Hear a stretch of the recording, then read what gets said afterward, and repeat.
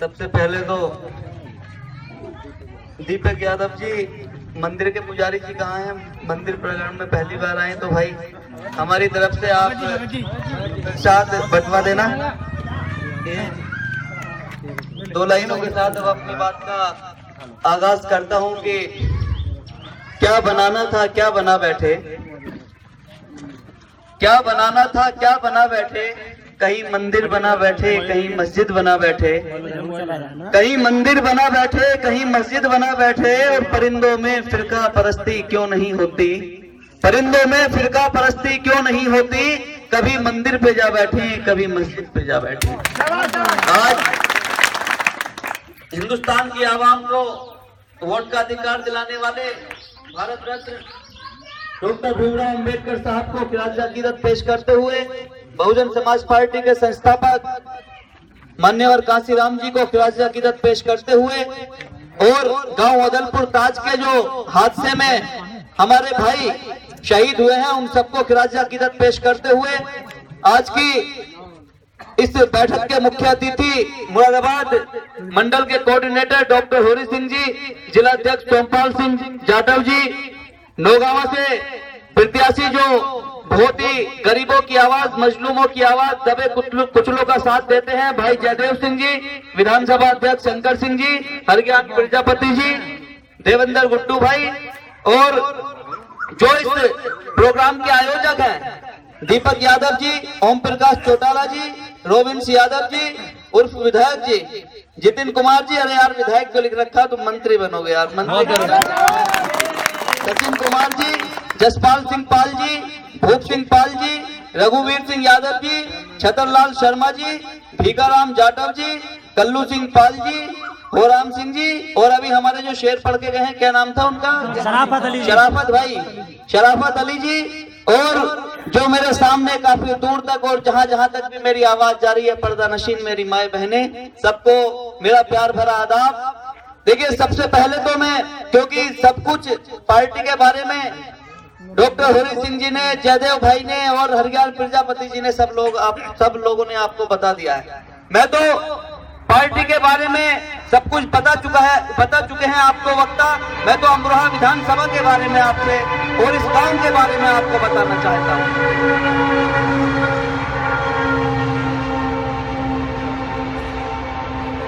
मैं हमेशा एहसानमंद रहूंगा इस गांव के लोगों का कि अभी चुनाव में 8 या 9 महीने हैं।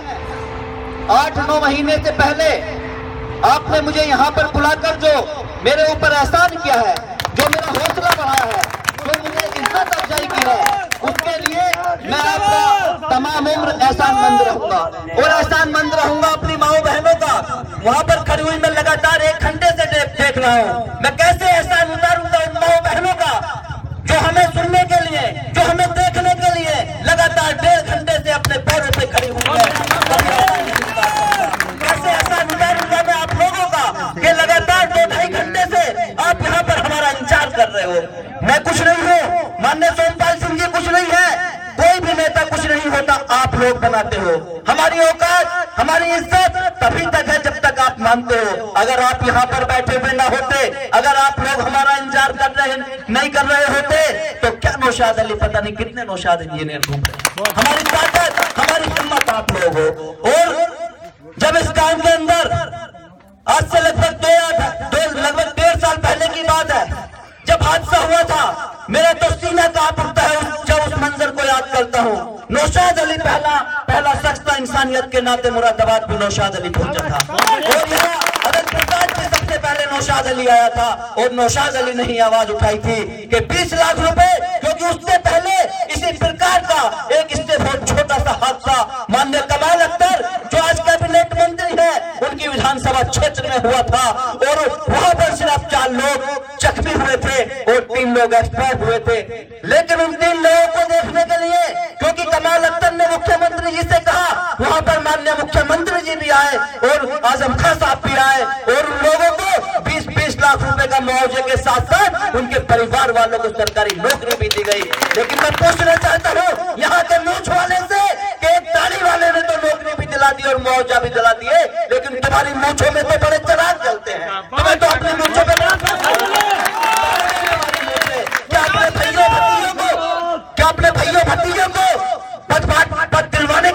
तुम्हारी मूंछों में आग है?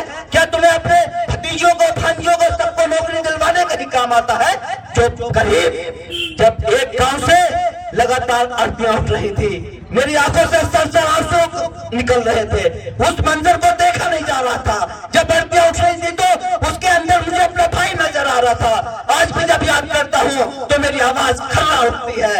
और आप लोगों ने कैसे उस दुख की पीड़ा को सहा है, मैं आपको मुबारकबाद देता हूँ कि आपने इतने सदमे को उठाया है। और जो उनके घर वाले हैं उनको भी मैं ये बहुत मुबारकबाद देता हूँ, वरना ऐसे गम के अंदर आदमी टूट जाता है। लेकिन भाइयों, मैंने उस टाइम भी कहा था, एडीएम वहां पर अंसारी था, मैंने उससे भी कह दिया था, मैंने अंसारी साहब हमेशा सरकार एक जैसी नहीं चलती है। माननीय कंवर सिंह तंवर भी आए हुए थे, वो भी लीपा पोती करने में लगे हुए थे। अगर कोई आवाज उठा रहा था तो आपका नौशाद अली सियासत को तिजारत के लिए करने के लिए नहीं आया। मैं तो भाई तख्ती और स्लेट से पढ़ने जाता था स्कूल में, मैं तो पट्टे का पैजामा पहनकर प्राइमरी स्कूल में पढ़ने जाता था। अब नौशाद अली को दौलत की भूख नहीं है। ईश्वर ने, भगवान ने, ये सूर्य देव साक्षी है, मंदिर प्रांगण के अंदर कह रहा हूं, नौशाद अली सियासत को तिजारत के लिए नहीं करता। मैं तो तख्ती लेकर और स्लेट लेकर प्राइमरी स्कूल में पढ़ने जाता था। मेरे घर पे 3 टाइम अचार और चटनी से खाना खाया जाता था। आज उस ईश्वर भगवान परमात्मा ने इतना नवाज दिया है, इतना दौलत दे दिया है कि अब ख्वाहिश नहीं है दौलत की, अब ख्वाहिश है तो सिर्फ एक चीज की है कि हिंदुस्तान के अंदर जो 65% 35 साल की उम्र से कम का वोटर है, उनको चाहे भाजपा हो, चाहे कांग्रेस हो, चाहे समाजवादी पार्टी हो, चाहे अपना दल हो, चाहे पैदल हो, चाहे महान दल हो, कोई सा भी हो, उन 65% जनसंख्या का काम सिर्फ बटन दबाने के लिए किया जा रहा है। सिर्फ वोट बैंक सरकार बनाते ये लोग हैं, नेता ये लोग बनाते हैं, एमएलए नौजवान बनाता है, एमपी नौजवान बनाता है, मिनिस्टर नौजवान बनाता है। लेकिन जब मिनिस्टर बन जाते हैं, जब एमएलए एमपी बन जाते हैं, तो उनको किसी भी पार्टी का हो नौजवानों की याद नहीं आती। आप बताइए, यहाँ पर जितने लोग मेरे बुजुर्ग बैठे हैं, मेरे छोटे भाई नौजवान हैं, मेरी पर्दा नसीब माए बहनें बैठी हैं, क्या किसी इस सरकार ने किसी के भैया को, किसी के भतीजे को, किसी के बेटे को, किसी की बेटी को सरकारी नौकरी दिलाई है क्या? हाथ उठाकर बताइए, दिलाई है किसी को? वोट आपको लिया है लेकिन नौकरी आपको नहीं दिलाई। मेरा मकसद नौशाद इंजीनियर का सिर्फ एक ही मकसद है, पहली प्राथमिकता यह है कि अमरोहा विधानसभा के अंदर आप लोगों ने अपने तन पे कपड़े कम पहने हैं, अपने घर पे खाने कम बनाए हैं, लेकिन अपने बच्चों को पढ़ाया है, MSc, BTech, LLB, MBA, MTech कराया है।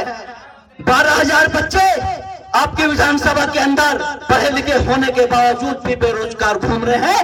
उन 12,000 बच्चों को नौकरी दिलाना नौशाद अली की पहली प्राथमिकता है। नौशाद अली नौकरी दिलाने के लिए इलेक्शन लड़ रहा।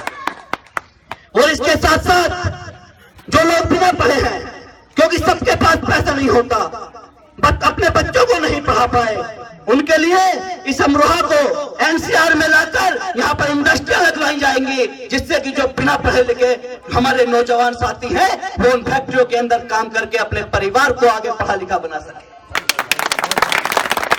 एक बात और कहना चाहता हूं, वैसे मेरे जयदेव भाई कह चुके हैं, ऊपर वाले ने रखा हमें और आपको सलामत। वैसे तो अभी से ही हम लगातार इस मुद्दे को उठा रहे हैं। इत्तेफाक की बात है, जब दीपक भाई और रविंद्र भाई हमारे मंत्री जी मेरे पास गए थे, उससे अगले दिन मैं जिलाधिकारी से मिला था। उससे भी मैंने कहा था, मैंने साहब दलपुरताज के जो लोग शहीद हुए थे उनके मुआवजे का क्या हुआ? तो उसने कहा डीएम ने कि नौशाद भाई आपको क्या मतलब है, जिसकी पार्टी का मामला वो कुछ नहीं कह रहा, आप क्यों चक्कर में पड़ रहे हो? मैंने उसकी पार्टी का मामला होगा, मेरी धर्म का मामला है। नौशाद अली इंसानियत से बड़ा धर्म किसी को नहीं मानता। डीएम से पूछ लेना जाकर, मैंने डीएम से यही कहा, मैंने मेरी कौम का मामला है, मेरे धर्म का मामला है, मैं इंसानियत से बड़ा धर्म नहीं मानता। मेरे लिए पार्टी या किस जाति के थे, किस बिरादरी के थे, उससे मेरा कोई मतलब नहीं है। अगर मेरा जाति धर्म से मतलब होता तो ना तो मैं मुरादाबाद पहुंचता और ना यहाँ पर आकर अधिकारियों से लड़ता। क्योंकि आज परेशानी आपके साथ हुई है, कल को मेरे साथ भी हो सकती है। अगर मैं आपके दुख सुख में शहीद नहीं होऊंगा तो मैं दावा करता हूं आप भी मेरे दुख सुख में शहीद नहीं होंगे। पहले हाथ आपको बढ़ाना पड़ेगा। जब मैं आपके साथ दोस्ती का हाथ बढ़ाऊंगा तभी आप मेरे हाथ से हाथ मिलाओगे ना। अपने घर पे बैठकर मैं चाहूं कि आपसे दोस्ती कर लूं, अदलपुर ताज के लोगों से मेरी दोस्ती हो जाए, कैसे हो जाएगी भाइयों? इसलिए मैंने डीएम से कहा, और मैं आज आपसे, मंदिर के सामने एक भगवान का घर है, ईश्वर का घर है, 4 धर्म होते हैं, हिंदू मुस्लिम सिख ईसाई, चाहे मानने का कोई सा भी तरीका हो, हर धर्म ये कहता है कि मौत कड़वा सच है, हर धर्म ये कहता है कि झूठ बोलना पाप है, हर धर्म ये कहता है कि अपने बड़ों की इज्जत करो। तो भगवान के घर में कोई आदमी झूठ नहीं बोलता। मैं आपसे वादा करके जा रहा हूं कि अगर हमारी सरकार बनी और आपका बेटा आपने जिताया तो मैं वादा करता हूं उनको मुआवजा दिलाने का, उनको नौकरी दिलाने का काम आपका बेटा हमेशा करेगा। और इसके बदले में मुझे आपसे कोई लालच नहीं है। मैं ये नहीं कह रहा कि मैं आपको तभी नौकरी और मुआवजा दिलाऊंगा जब आप मुझे वोट दोगे। वोट आदमी दिल से देता है। अगर आपको मेरी बात सही लगेगी, अगर आपके दिल को नौशाद अली भाएगा, अगर आपके दिल को मेरी बातें भाएंगी, अगर आपको मुझसे प्यार आएगा तो ही आप मुझे वोट देंगे, और देना भी तभी। अगर आपको लगे कि ये लड़का ठीक कह रहा है, ये लड़का हमारा काम कर सकता है, इस लड़के को वोट देने से हमारे बच्चों का विकास होगा, हमारे मुल्क का विकास होगा, हमारे गांव का विकास होगा, तभी वोट देना। किसी के कहने से मुझे वोट मत देना। अगर दिल की आवाज आए तो ही मुझे वोट देना। मैं आपका काम कराऊंगा अगर आप लोगों ने मुझे जिताया। अगर आप लोगों ने मुझे जिताया, मैं आपसे कह के जा रहा हूं, मेरा कान पकड़ लेना जाकर। अगर और बहुत ज्यादा दिन नहीं कि 4 साल में, 5 साल में, सरकार बनने के 3 महीने के अंदर अंदर में आपको नौकरी और मुआवजा दिलाने का काम आपका होगा। भाई कह रहे थे, जिस घर में मुखिया मजबूत हो जाता है, क्या उसके घर के बच्चे का कोई बात बाका कर सकता है अगर मुखिया घर वालों का साथ दे? अभी जयदेव भाई बता रहे थे तेलीपुर का वाकया।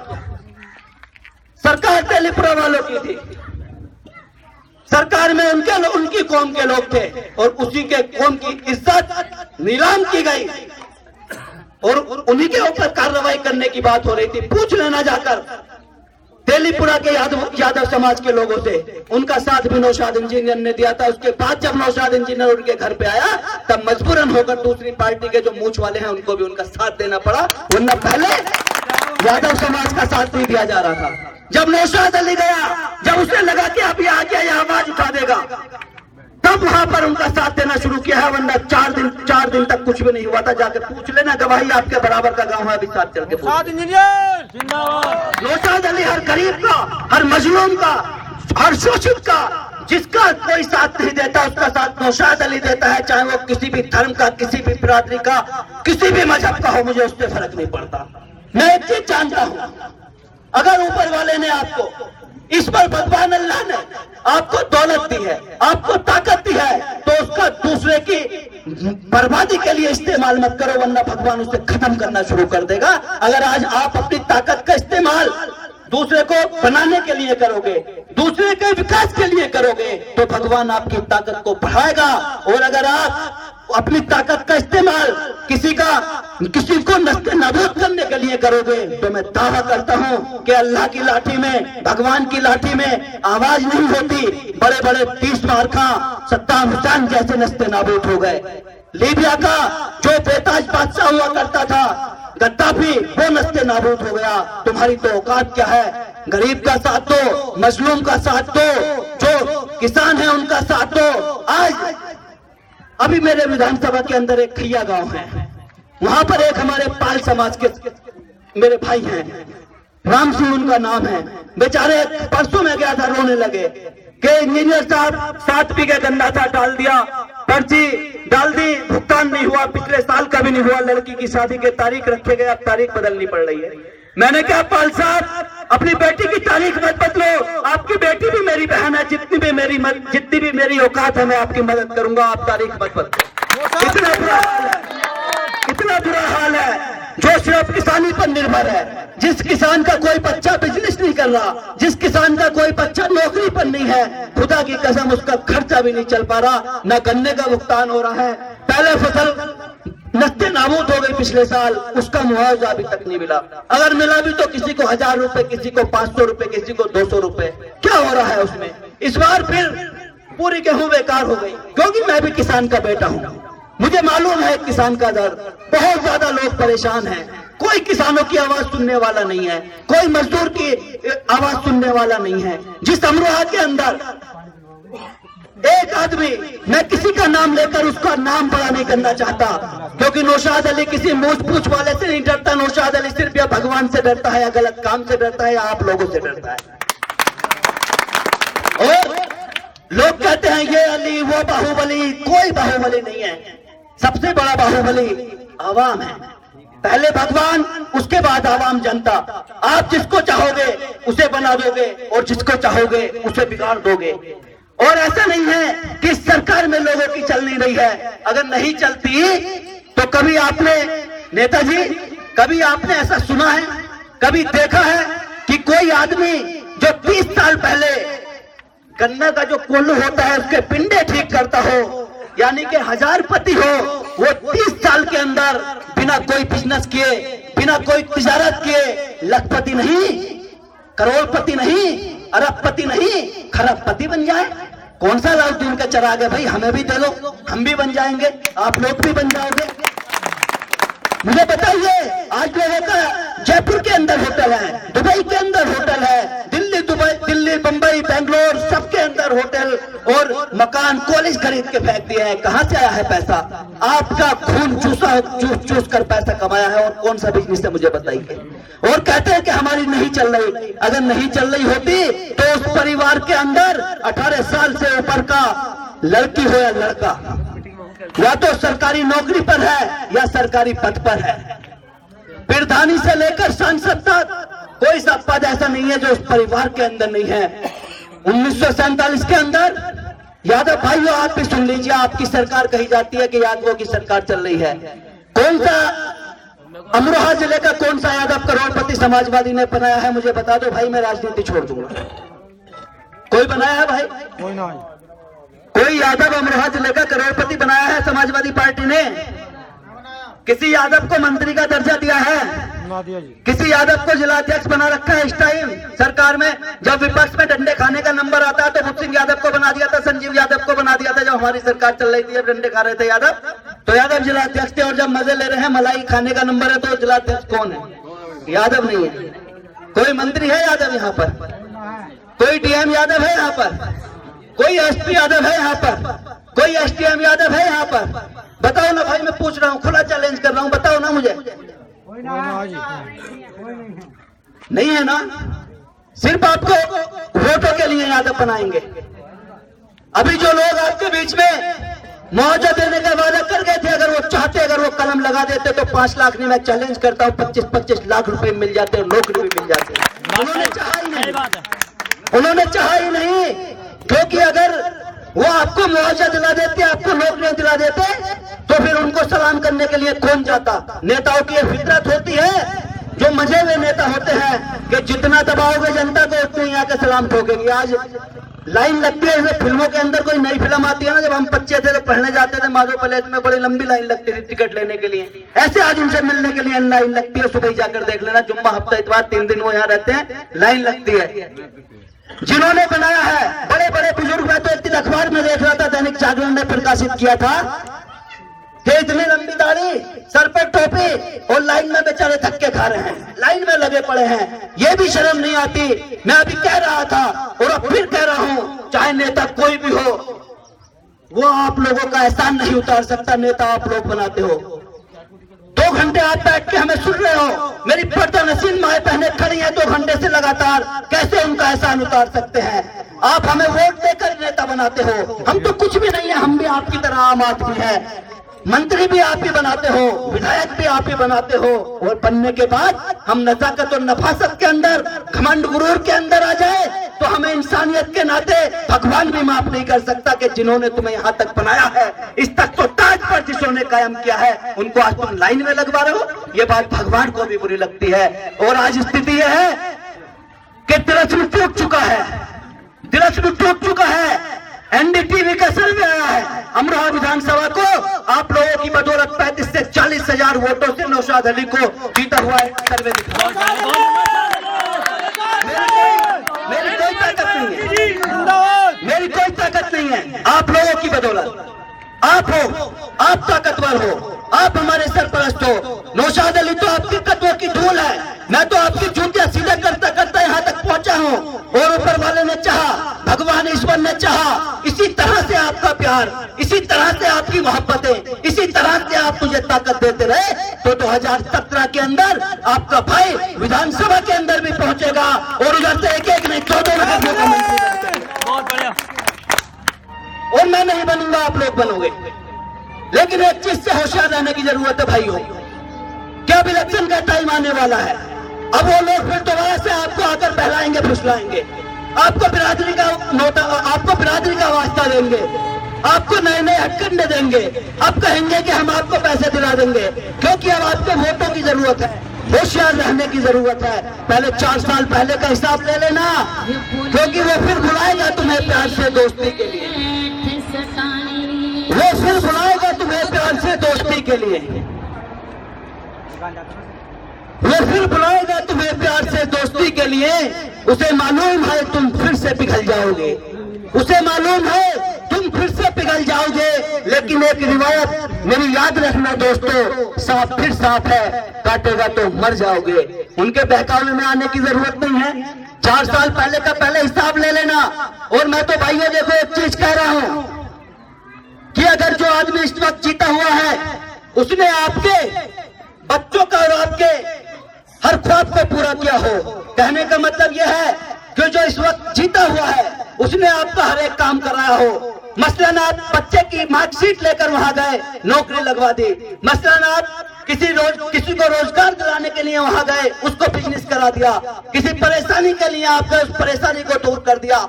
किसी किसान के कर्जे को लेकर आप गए, उसको माफ करा दिया। अगर आपके सारे काम कराए हो तो मुझे वोट मत देना, फिर उसी को वोट देना। और अगर ये सारे काम नहीं कराए गए हो तो मंदिर के अंदर आप मैदान में बैठे हो, आज वादा करो कि मुझे वोट दोगे। एक बार मुझे आजमा कर देखो।